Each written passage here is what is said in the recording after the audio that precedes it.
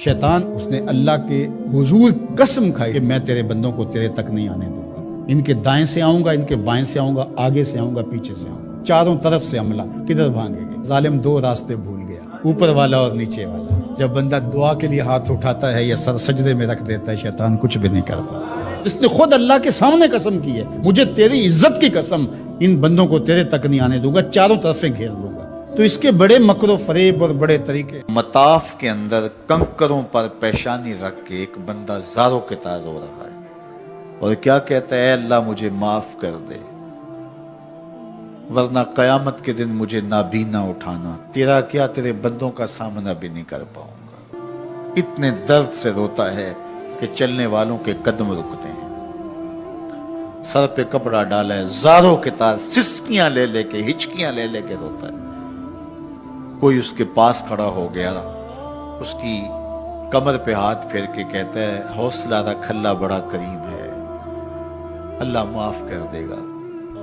خیر جب وہ شخص رو رو کے آہوزاری کر کے اپنے رب کے حضور یہ تمنائیں کر کے اٹھ کے جانے لگا، تو اس شخص کو شوق تھا کہ میں دیکھوں یہ ہے کون۔ اتنا خوف خدا، اتنا ڈر رہا ہے، پتہ نہیں کون ہے، کیا گناہ کر بیٹھا ہے۔ لیکن جب اس صاحب نے سر اٹھایا تو اس کی چیخ نکل گئی، فائزہ ہوا شیخ عبد القادر جیلانی۔ تو یہ زاروں کے تار رونے والا شیخ عبد القادر جیلانی، ساری زندگی خدمت خلق میں بسر ہوئی، اللہ کے حکام بجا لاتے ہوئے، لیکن خوف خدا، خشیت الہی کا عالم ہے۔ حضرت جنید بغدادی کے پیر ہیں حضرت سری سکتی رضی اللہ تعالیٰ عنہ، رشتے میں ماموں بھی لگتے ہیں۔ تو حضرت جنید بغدادی کو حضرت سری سکتی رضی اللہ تعالیٰ عنہ نے ایک دن وصیت کی۔ حضرت جنید کہتے ہیں میرے پاؤں تلے سے زمین سرکنے لگی، فرمانے لگے بیٹا جب میں مر جاؤں تو میری قبر بغداد سے باہر بنانا۔ میں نے پوچھا حضرت کیوں؟ لوگ تو بغداد میں دفن ہونے کو ترستے ہیں۔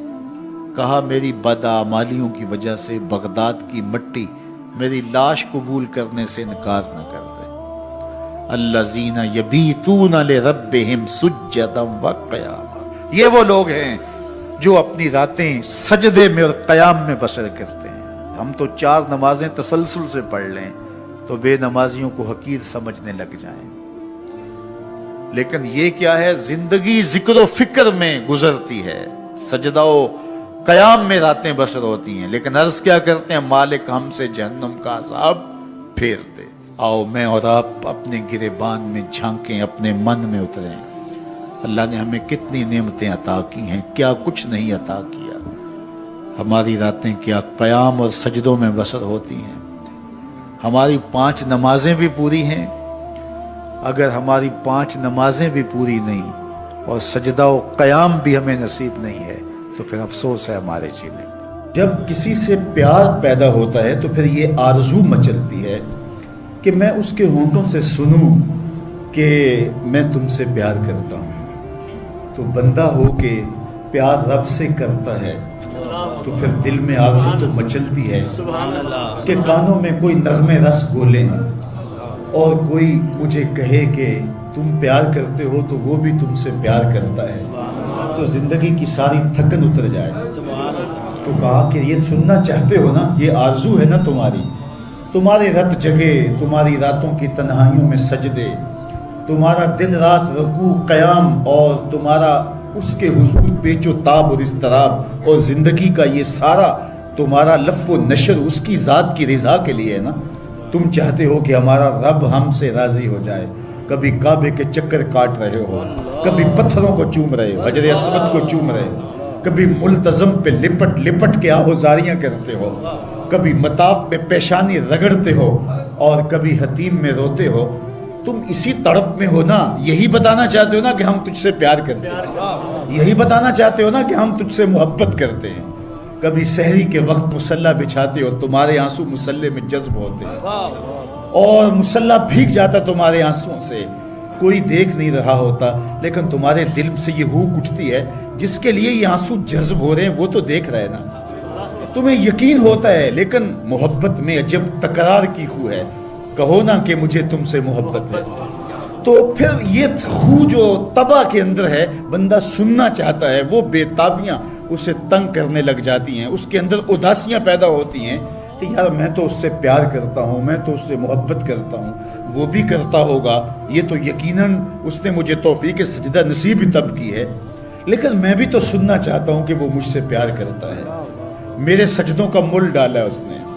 اگر میں گلی گلی کی خاک چھانی اور نگر نگر گھوم کے اس کے حرم کے چکر کاٹے اور دیوانہ وار گھوما تو وہ بھی تو کہے مجھے تیرے چکر عاشق زار نظر آ رہے ہیں اور میں تجھے پسند کرتا ہوں، تو چکر کاٹ رہا ہے، میرے حرم کا طواف کر رہا ہے، میں تیرے اوپر رحمتیں نچھاور کر رہا ہوں۔ تو سننا چاہتا ہے بندہ کہ وہ بھی کہے کہ ہاں تیری محبت قبول ہوئی، تیری محبت مراد کو پہنچی۔ تو آواز آئی تم یہ چاہتے ہو نا کہ وہ بھی تم سے محبت کا اظہار کرے اور اعلان کرے، اور اس کی محبت کا تمہیں یقین تو ہے لیکن وہ مزید جو ہے وہ اذعان و یقین کے سانچے میں ڈھل جائے۔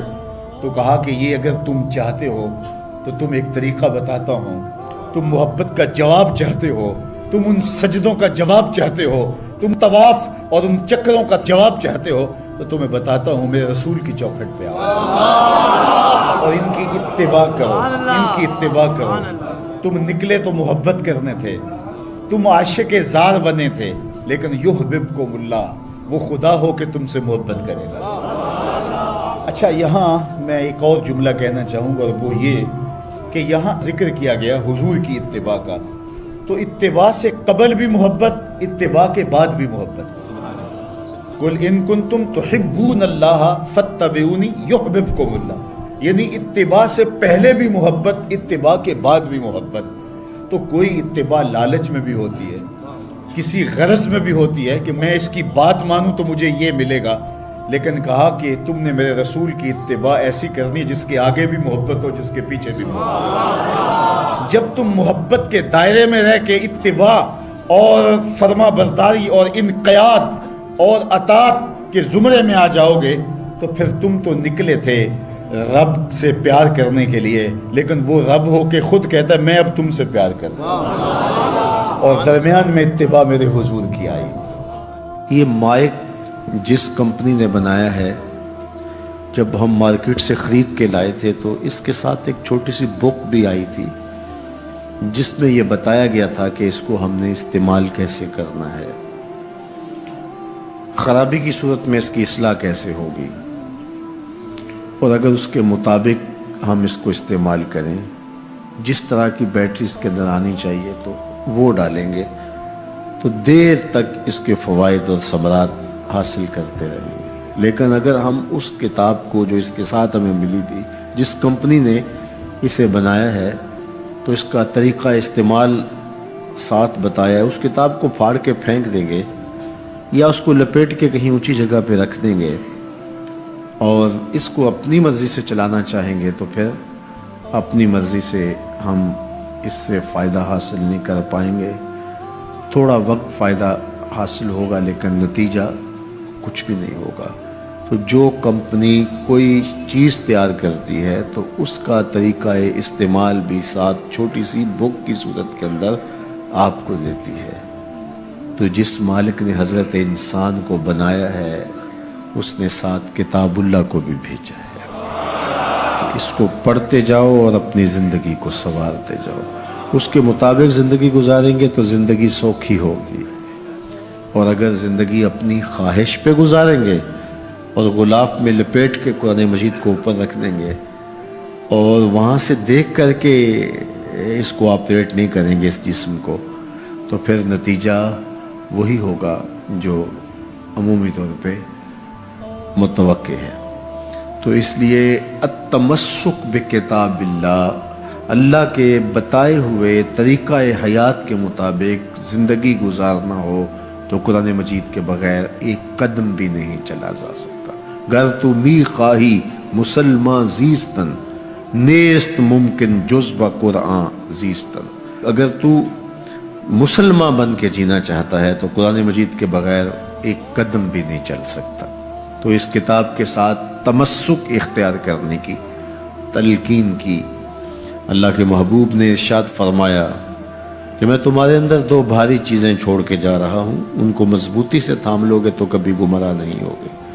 اولہما کتاب اللہ، ان میں سے پہلی چیز اللہ کی کتاب ہے، فیہ الہدی والنور فخذوا بکتاب اللہ واستمسکوا بہ، اس میں ہدایت ہے، روشنی ہے، اس کو مضبوطی سے پکڑ لو، اچھی طرح سے تھام لو، تم گمراہ نہیں ہوگے۔ یار جو شخص نابینا ہے اسے کیا پتا کہ یہ پھولوں کی بہاریں کیا ہوتی، جو پیدائشی نابینا ہے اسے کیا پتا ہے کہ آسمان پر بزم کواکب کے رنگ کیا ہیں، اسے تتلی کے پروں میں قدرت کی سنائی کا کیا اندازہ ہو سکتا ہے، اسے مور کے پروں میں رنگوں کی مینا کاری کا کیا اندازہ ہو سکتا ہے، اسے پھوٹتے جھرنوں، بہتی ندیوں اور کوسے قضا کی رنگینی اور دھنک کی شوخیوں کا لطف کیسے نصیب ہو سکتا ہے، اس کو کیا پتا حسن کیا ہوتا ہے، اس کو کیا پتا جمال کیا ہوتا ہے۔ اسی طرح جس کے دل کی آنکھ اندھی ہے اسے کیا پتا ہے کہ جمال خدا کیا ہوتا ہے، اسے کیا پتا ہے کہ سجدے کی لذت کیا ہوتی ہے، اسے کیا پتا ہے رکوع اور قیام کا مزہ کیا ہوتا ہے، اسے کیا پتا ہے کہ روزے کا سرور کیا ہوتا ہے۔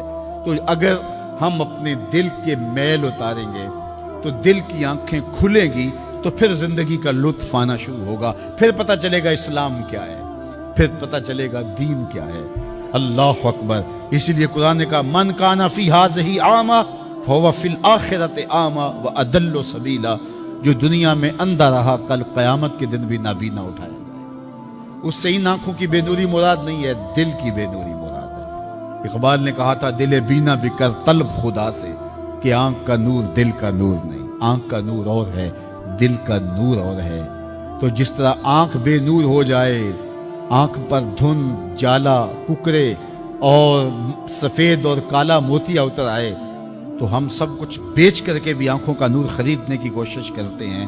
تو یار کبھی اجڑے ہوئے دل کا بھی تو علاج کرواؤ۔ علاج تمہارے گھر میں پڑا ہے، راتوں کی تنہائیوں میں اٹھ کے قرآن پڑھو اور ساتھ رویا کرو، دیکھنا دل کے میل اترنے شروع ہو جائیں گے، اور دل کے پردے سے وہ غلاستیں جب اتریں گی تو پھر پتہ چلے گا کہ دل جمال یار کیسے دیکھتا ہے، دل کی دنیا کیا ہے۔ وچے ہی بھیڑے وچے ہی جھیڑے وچے ہی ونج مہانے ہو، 14 طبق دلے دے اندر تمبو وانگو تانے ہو، پھر پتہ چلے گا یہ دل دنیا کیا ہے، پھر اس کی تڑپ، اس کی بے چینی، اس کا اضطراب زندگی کا حاصل بن جائے گا۔ پھر زندگی کی بے چینیاں، دل کی بے چینی اور دل کا محبوب کی یاد میں تڑپنا تمہیں سرور دے گا، پھر تم ایک ایک عضو میں دل مانگو گے۔ وہ مزہ دیا تڑپ نے میری آرزو ہے یا رب، وہ مزہ دیا تڑپ نے میری آرزو ہے یا رب، میرے دونوں پہلوؤں میں دل بے قرار ہوتا۔ پھر سمجھ آئے گی کہ یہ دل کتنی قیمتی شے ہے۔ اللہ نے بدن میں آنکھیں بھی دو رکھی ہیں، کان بھی دو رکھے ہیں، ہاتھ اور پاؤں بھی دو رکھے ہیں، لیکن دل ایک ہی رکھا ہے، اور دل عرش اللہ ہے، اللہ کا عرش ہے۔ پھر پتہ چلے گا۔ تو آئیے دل سے زنگ اتاریں، میل اتاریں، دل مصفا ہو، دل خوبصورت بن جائے، پھر دل کی کشکول پھیلا کے پھر عرض کریں ہر تمنا دل سے رخصت ہو گئی، اب تو آجا، اب تو خلوت ہو گئی۔ لیکن یہ میل کچیل سے ہٹا ہوا ہوگا تو گندی جگہوں پہ محبوب تو نہیں آتے ہیں۔ تو حسد، حقد، کینے، بغض، نفرتیں یہ ہم پالے رکھتے ہیں، اپنی زندگی کو ہم نے خود بوجھل بنایا ہوا ہے۔ میاں حسد کرنے سے محسود کا کیا ہوگا؟ ہم اپنے آپ کو تلخی میں مبتلا کیے ہوئے ہیں۔ بغض رکھنے سے مبغوض کا کیا ہوگا؟ ہم اپنے آپ کو بوجھ میں مبتلا کیے ہوئے۔ تو اپنے دل سے یہ سارے بوجھ اتار کر کے جب دل کو مصفا اور مزکا کریں گے تو پھر دیکھیے کہ دل کے آئینے میں کیسے جمال یار دکھائی دیتا ہے۔ تو اس دل کی اصلاح ہوگی کثرت کے ساتھ قرآن مجید کی تلاوت کرنے سے۔ تو راتوں کی تنہائیوں میں اٹھ کے قرآن پڑھو، دیکھنا کہ کیسے دل کے زنگ اترتے ہیں۔ بعض لوگ بڑی عجیب خبر سناتے ہیں، میاں تمہیں کیسے پتا؟ وہ کہتا ہے میں رات اچانک نیند نہیں آ رہی تھی تو ایک چینل کھولا تو اس میں یہ خبر چل رہی تھی، تو میں نے کہا تجھے نیند نہیں آ رہی تھی، تو نے چینل کھولا، کاش تو قرآن کھول کے بیٹھ جاتا، تجھے وہ دکھائی دیتا کہ تیرا اندر تیرا باہر روشن ہو جاتا۔ تو راتوں کی تنہائیوں میں اٹھ کے قرآن مجید پڑھنے کا مزاج پیدا کریں، اپنی صبح کا آغاز قرآن مجید کی تلاوت سے کریں، اپنے دن کو سمیٹیں، سونے کی تیاری کریں، سورہ ملک سے اپنے معاملات کو سمیٹیں۔ یہ چند دن کر کے دیکھ لیں۔ اور اگر آپ کو معاشی مسائل ہیں، مشکلات ہیں، تو سورہ واقعہ اس کے لیے یکسیر ہے۔ صرف 3 رکوع ہیں، اتنی یکسیر کہ جس کی زندگی میں سورہ واقعہ آ گئی وہ مشکلات میں مبتلا نہیں ہوتا، اللہ اس کے لیے رزق کے دروازے کھول دے۔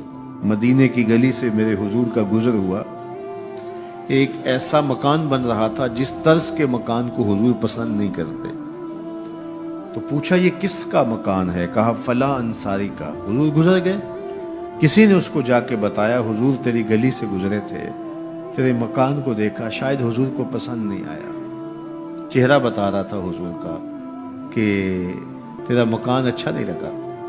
انہوں نے کدال لیا اور مکان زمین کے برابر کر دیا۔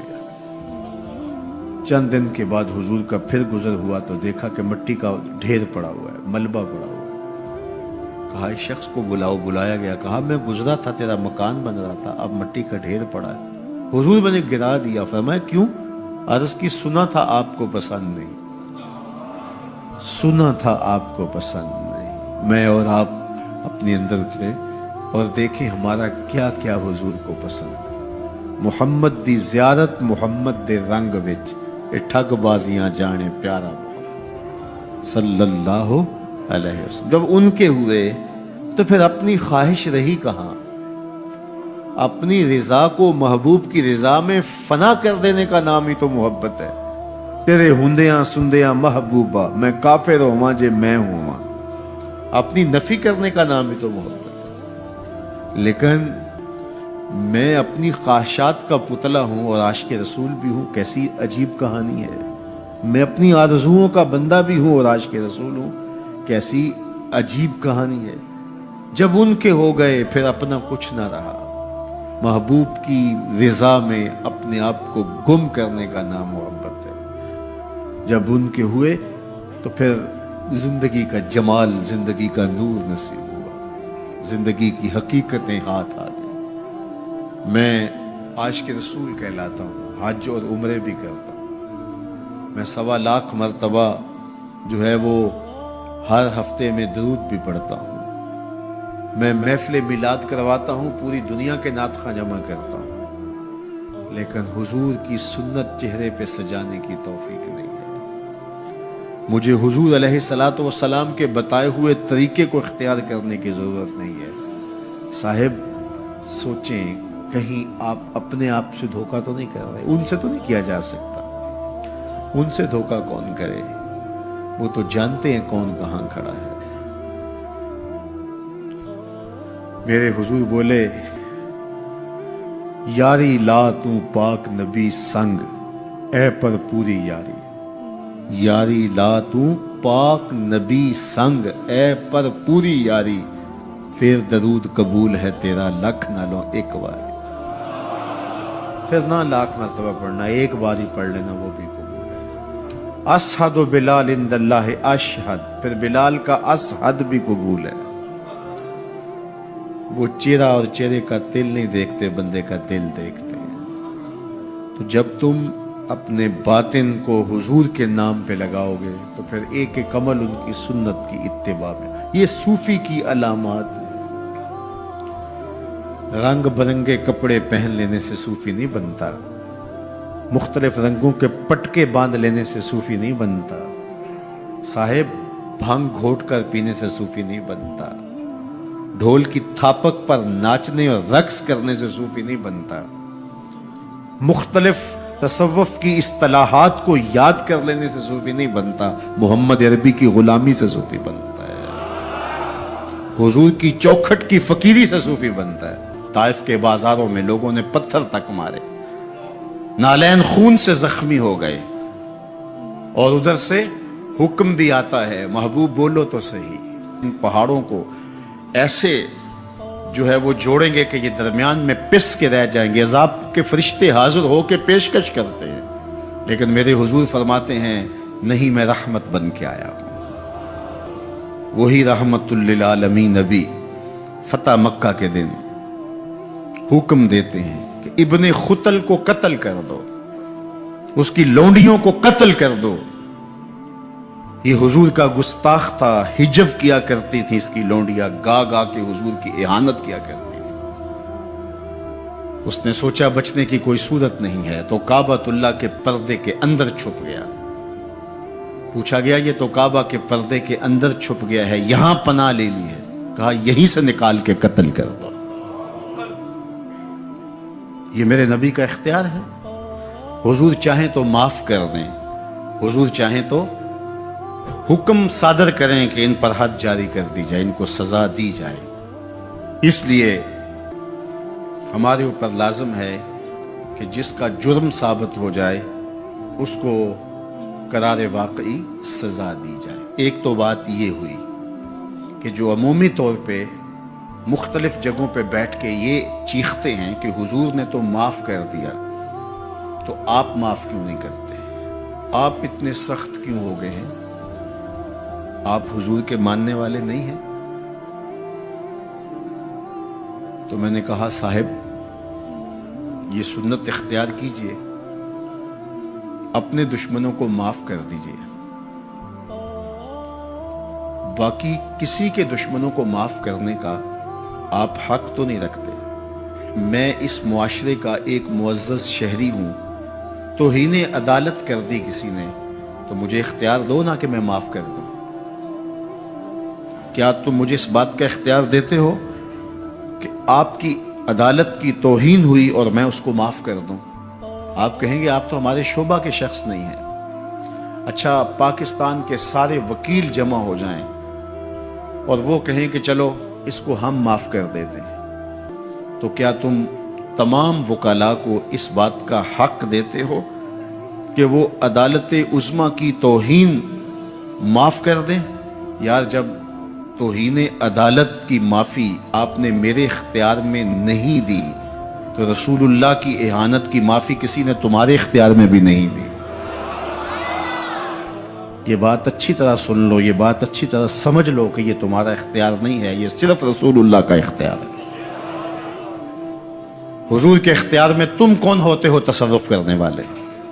وہ معاف کریں ان کی مرضی, وہ نہ کریں ان کی مرضی. تو پہلی بات یہ ہوئی کہ حضور علیہ السلام کا اہانت کرنے والا شخص وہ واجب القتل ہے, اس کی سزا موت ہے.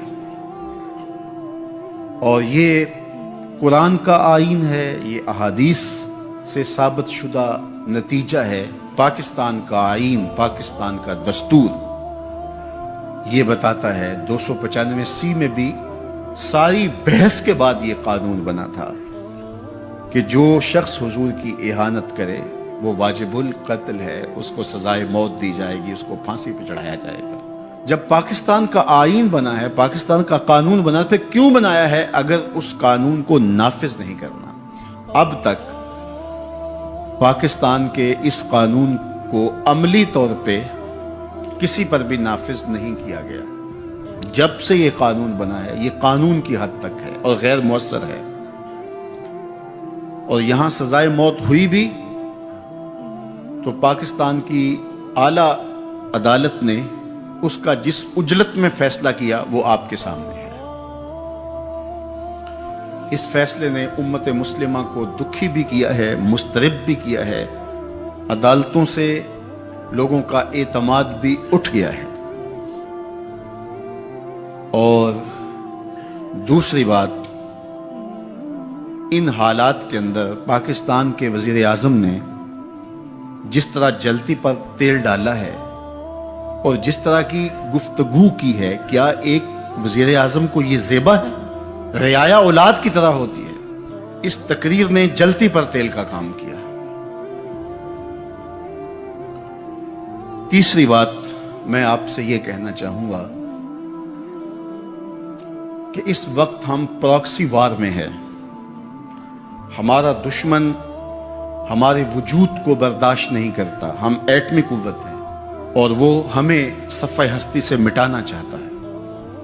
پاکستان کے اندر یہ جو آئین 295C ہے, مغرب کو ایک آنکھ نہیں بھاتا اور وہ چاہتے ہیں کہ یہ قانون غیر مؤثر تو ہے ہی ہے, یہ قانون ختم بھی ہو جائے. اور ایک تیر سے وہ کئی شکار کرنا چاہتے ہیں کہ قانون بھی توڑ دیا جائے اور یہ وطن بھی توڑ دیا جائے. لیکن ہمیں سوچنا ہے حضور سے ہمارا رشتہ لازوال ہے اور یہ ملک بھی اپنا ہے. اس لیے احتجاج ہمارا جمہوری اور آئینی حق ہے، اور اس کو ہم جس انداز میں بہتر سمجھتے ہیں احتجاج ریکارڈ کروانا چاہیے۔ کسی نے بیان دے دیا، کسی نے تحریر لکھ دی، کسی نے کالم لکھا، کسی نے میڈیا پہ آ کے اپنے جذبات کا اظہار کیا، کسی نے اداروں کو پیغام دیا، کسی نے احتجاجی مظاہرہ کر کے جلوس نکال کر کے اعلان کیا، کسی نے دکان بند کر کے اس بات کا اعلان کیا کہ ہم تمہارے اس فیصلے کو قبول نہیں کرتے۔ تو یہ ہمارا آئینی جمہوری دستوری حق ہے کہ ہم اپنے جذبات کا اظہار کریں،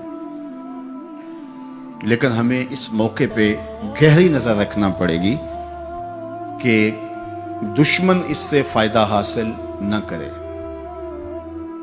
اپنے لوگوں کو مرتب اور منظم رکھا جائے۔